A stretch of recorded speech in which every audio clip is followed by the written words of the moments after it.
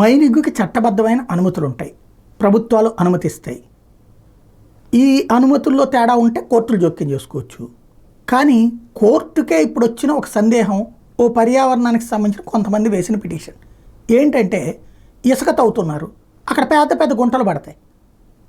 అలాగే ఈ కొండలు అవి తవ్వుతారు, పెద్ద పెద్ద గుంటలు పడతాయి. మట్టి తవ్వుతారు, పెద్ద పెద్ద గుంటలు పడతాయి. మరి అవి అట్లాగే వదిలేస్తే భూమి నాశనం అవుతుంది, ఆ ప్రాంతంలో నీళ్ళు అవి చేరిపోయి రకరకాల రోగాలు వస్తాయి. వీటికి సంబంధించి ఏం చేయాలి? అవి పూడ్చాలి.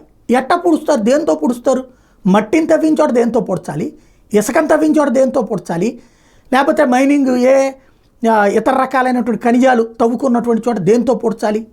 ఇది ఇప్పుడు హైకోర్టుకు వచ్చినటువంటి సందేహం. తాజాగా ఈ విషయం మీదన మైనింగ్ తవ్వకాల వల్ల ఏర్పడిన గుంతలను పూడ్చకుండా వదిలేస్తున్న మీద హైకోర్టు తీవ్ర ఆగ్రహం వ్యక్తం చేసి వాటిని పూడ్చని కంపెనీలు, వ్యక్తుల మీద కఠిన చర్యలు తీసుకోవాల్సిందేనని తేల్చెప్పింది.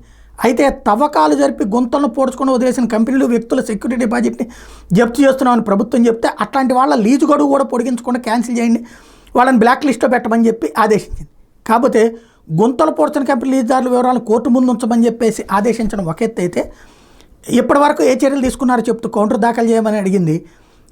అసలు పాయింట్ ఏంటంటే, ఇప్పుడు ఇసుక గుంతల విషయంలో ఏమి చేస్తే బాగుంటుంది, దేంతో పూడ్చాలి అని అమికస్ క్యూరీ, అంటే ఒక న్యాయవాదుల్లో తనకి సహకరించేందుకు నియమించుకోవడం అనమాట, ప్లాన్ చేసి విచారణ ఆగస్టు 14కి వాయిదా వేసింది.